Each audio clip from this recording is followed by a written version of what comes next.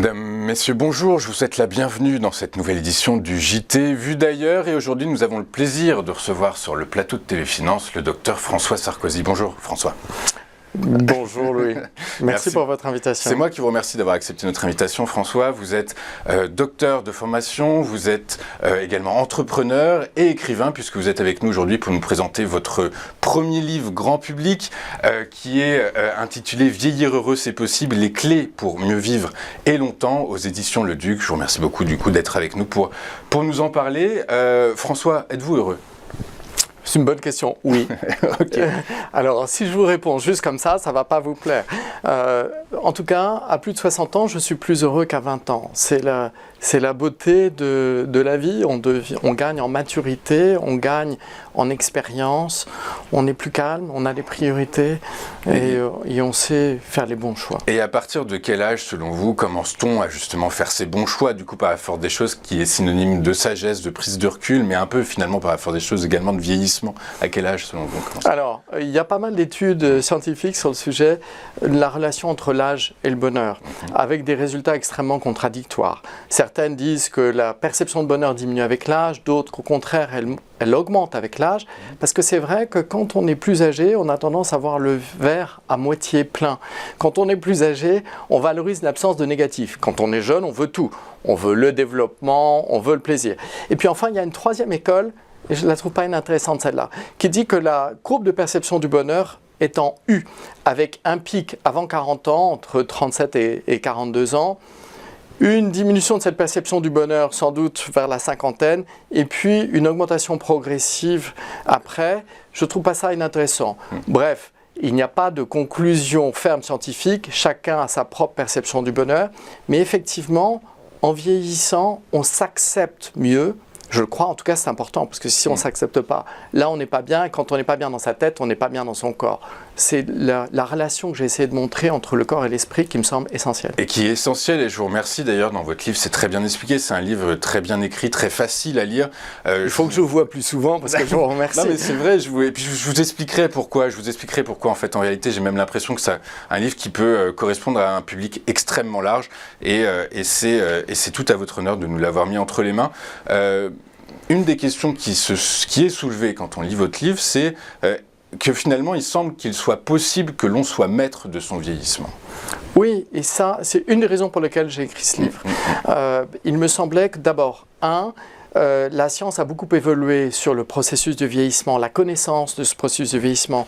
On a des théories sur le vieillissement qui sont beaucoup plus précises. On a des tas de recherches, qui avancent. Et la bonne nouvelle, c'est que lorsque j'ai commencé à m'intéresser au sujet il y a à peu près une quinzaine d'années, j'avais monté les États généraux du vieillard jeune à l'UNESCO avec François Delabrosse. Quand j'ai commencé à m'intéresser à ça, on disait que l'état de santé d'un individu sain, évidemment, quand on est malade, il faut se traiter, dépendait de 20% des gènes, 20% de l'environnement dans lequel on vit. Si on vit sous un plafond d'amiante, évidemment, ça ne marche pas. 20% de l'accès aux soins, si on est sur une île déserte, c'est plus compliqué. Et 40% des comportements et habitudes de vie. Maintenant, les nouvelles théories ont dit que cette partie va monter jusqu'à 80%. 80%. Donc ça veut dire qu'on peut impacter son processus de vieillissement et on comprend pourquoi, parce que maintenant on comprend mieux le génome. On sait depuis un moment que 20% du génome va coder pour des grandes protéines, des grosses molécules d'ADN qui vont servir à fabriquer les protéines et les enzymes qui permettent à nos organes et aux tissus de fonctionner. 80%, on ne savait pas très bien ce que c'était, on appelait ça le dark ADN. Et on vient de s'apercevoir que ces 80% vont sécréter des petites molécules qui, elles, vont agir sur la sécrétion des grosses. Et devinez quoi ? Cet épigénome, il est impacté par nos comportements, notre mode de vie, l'activité physique, par le régime. Cet épigénome, on doit le mettre en tension un petit peu. Si on est sédentaire et qu'on s'alimente toute la journée, il ne va plus être utilisé, il va se rayer comme un vieux disque vinyle. On vit dans une société sédentaire. Comment est-ce qu'on peut finalement aller à l'encontre de l'environnement dans lequel on évolue? Est-ce que c'est possible ça? Oui, je pense que c'est possible et c'est la bonne nouvelle. C'est ça ce que j'essaie de partager. Vous l'avez dit, je pense qu'on peut être maître de son vieillissement, de son destin. Maître de son destin. La raison pour laquelle j'essaie d'expliquer ces processus de vieillissement, j'essaie de façon simple. J'espère que le message très accessible. J'espère que le message passe parce que moi je n'aime pas qu'on me dise il faut faire ci, dis il faut faire ça, j'ai besoin de comprendre. Et donc je pars du principe que c'est la même chose pour le grand public, les gens qui me lisent. Donc j'explique le pourquoi et après comment on peut faire pour impacter. Il ne faut pas attendre, c'est aide-toi, le ciel t'aidera. Il ne faut pas attendre qu'il y ait une grande politique de prévention. On n'est pas très bon en France sur la politique de prévention, même si ça bouge un peu, on voit les constellations de prévention qui vont arriver, tant mieux. Chacun doit se prendre en charge. Au départ, on trouve ça un peu pénible, l'exercice physique quotidien. On a la flemme. Moi, au départ, quand je m'y suis mis, je préférais lire un livre ou regarder un film. Mais maintenant que je m'y suis mis, j'ai besoin de ça, je me sens mieux dans mon corps, je me sens mieux dans ma tête. L'exercice physique, en fait, va aussi permettre de protéger contre les risques cardiovasculaires, contre l'Alzheimer et même contre la dépression. Oui, c'est ce que vous dites dans votre livre. Vous dites que de toute façon, il faut y aller petit à petit. Il faut apprendre à connaître son corps si on ne le connaît pas. Et c'est comme ça qu'on arrivera à bien prendre soin de soi, puisque finalement, il s'agit de prendre soin de soi beaucoup. Vous nous dites que finalement, être maître de son vieillissement, ça s'apprend. Vous êtes pédiatre, docteur François Sarkozy, vous êtes pédiatre. Du coup, est-ce qu'on doit comprendre que c'est dès l'enfance que l'on apprend à vieillir, en fait? C'est très important. Pour une bonne raison. Un enfant en surpoids va finir un adulte obèse. C'est dès l'enfance qu'on passe les bonnes habitudes d'exercice, pas d'être plongé derrière des écrans à longueur de journée. Les habitudes alimentaires, on s'aperçoit dans certaines familles où les habitudes alimentaires ne sont pas très bonnes, on a des risques cardiovasculaires qui sont extrêmement augmentés. La stimulation intellectuelle, l'éducation. Vous savez que les personnes éduquées ont moins de chances de développer un Alzheimer. Donc c'est une des injustices. Donc oui, ça doit faire partie, la prévention doit faire partie de l'éducation à l'école, c'est un point majeur. Et donc on comprend, alors on élargit un petit peu, on comprend de plus en plus que ce livre est destiné aux personnes, aux seniors, aux moins âgés, aux parents. On va continuer à découvrir un peu à qui est destiné ce livre. Mais si vous me permettez, le processus de vieillissement, il s'enclenche dès 30 ans. Dès 30 ans, dès 30 ans, donc à partir de 30 ans, 40 ans. il faut commencer à prendre le plus tôt on s'en occupe, le mieux on se porte. Mais il faut pas être déprimé, parce que mieux vaut tard que jamais. Exactement. Donc il faut s'en occuper. Exactement. Donc c'est un livre très encourageant. François, est-ce qu'il y a des organes clés à préserver, ceci étant? Mais l'ensemble du corps, évidemment, à préserver. Alors évidemment, il vaut mieux être en bonne santé. C'est plus facile d'être heureux quand on est en bonne santé. Mais maintenant, je peux vous assurer qu'il y a des tas de patients, il y a des tas de personnes porteurs de handicap qui ont une énergie de vie absolument extraordinaire. Mais bien sûr que c'est mieux de s'occuper de l'ensemble de son corps. Mais tout est lié. Je parle des usual suspects, les suspects qu'on retrouve à chaque coin de rue pour tous nos organes qui vont être mauvais, les facteurs de risque cardiovasculaire, le tabac, le surpoids, l'hypertension artérielle, le cholestérol, l'insuffisance rénale, ça va boucher les artères. Mais les artères, c'est quoi? C'est notre système d'irrigation pour tout notre corps. Donc c'est pas bon pour le cœur, c'est pas bon pour marcher, c'est pas bon pour la tête. Si on a des facteurs de risque cardiovasculaire, on a plus de chances de développer l'Alzheimer. C'est pas bon pour la peau qui va vieillir plus vite. C'est pas bon pour l'activité sexuelle parce qu'il faut qu'il y ait un afflux de sang. Donc c'est des points bien sûr importants. Et évidemment, l'état d'esprit. Ça me semble un point majeur. Alors l'état d'esprit justement. François, on vit dans une société d'hyperconsommation où, selon vos propres mots, l'avoir est plus valorisé que l'être. Est-ce que dans cet environnement, bonheur et vieillesse, finalement, par la force des choses, peuvent se rejoindre? Heureusement, on peut être senior et heureux. Même si nous avons un triste record en France, qui est le record des dépressions chez les personnes âgées.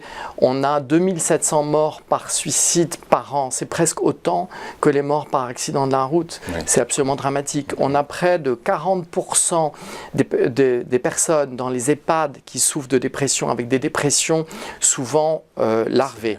Donc on a un vrai problème sur ce sujet-là.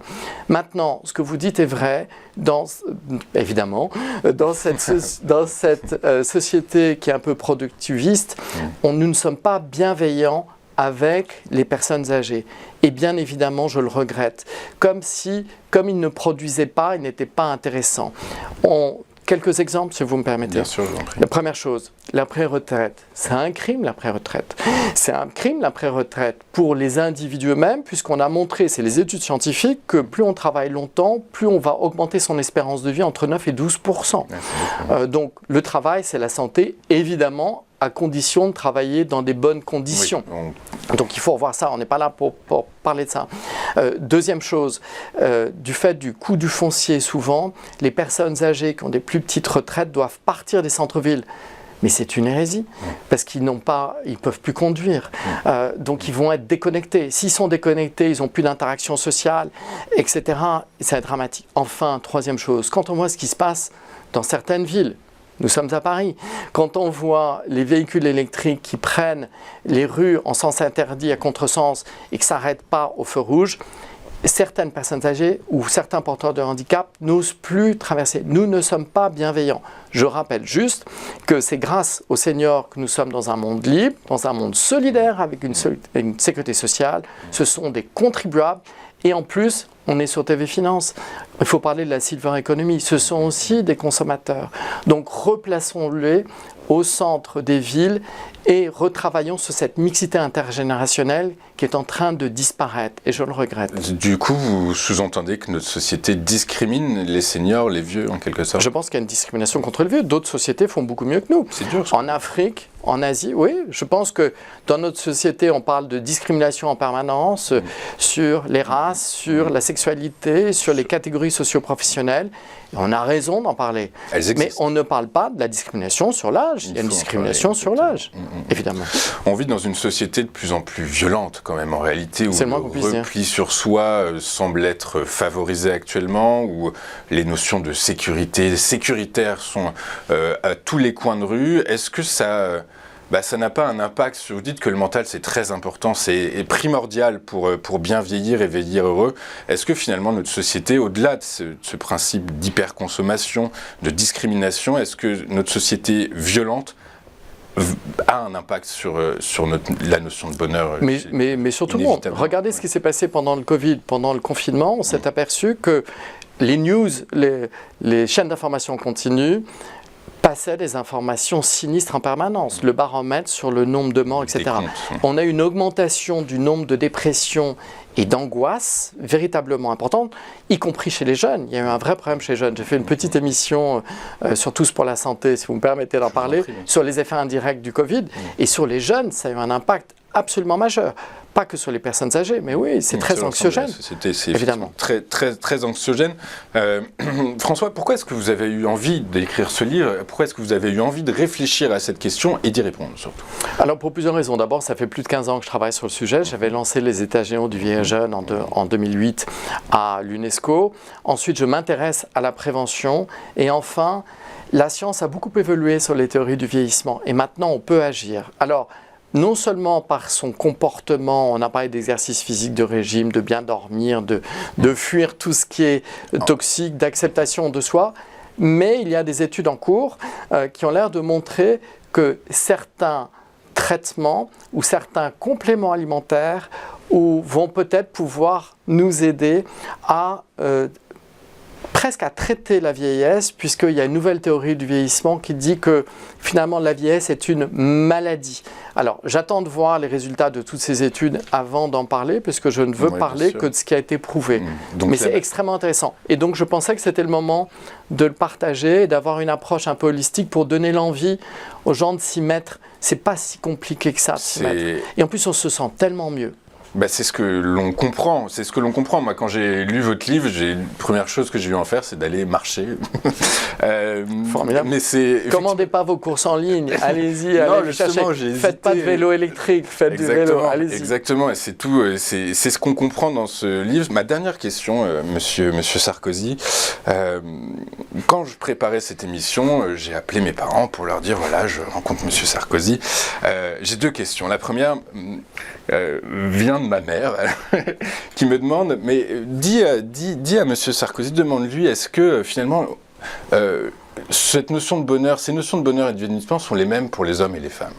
Alors, c'est une question intéressante. Merci Madame Michelet. C'est intéressant parce qu'on va parler de la perception de l'âge. Et alors évidemment, les lois générales n'ont pas nécessairement de valeur individuelle. Mais effectivement, c'est un peu différent.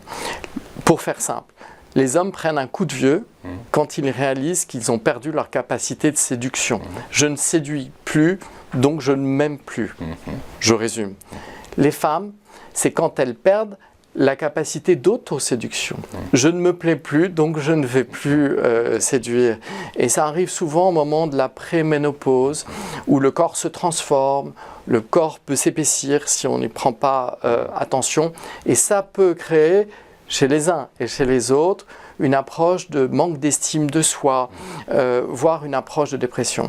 Il y a une deuxième différence, si vous me permettez, c'est bien sûr les hormones sexuelles. Les femmes passent par la ménopause, c'est la baisse des hormones sexuelles qui sont les estrogènes. Ce qu'on sait moins, c'est qu'un tiers des hommes, un homme sur 3, peut avoir une andropause, avec la baisse de la testostérone qui peut passer sous un certain seuil, avec un impact sur la vie sexuelle, mais parfois aussi avec un impact assez insidieux sur le poids, sur l'humeur. Donc il faut aussi s'en occuper. Donc ce n'est pas tout à fait la même chose.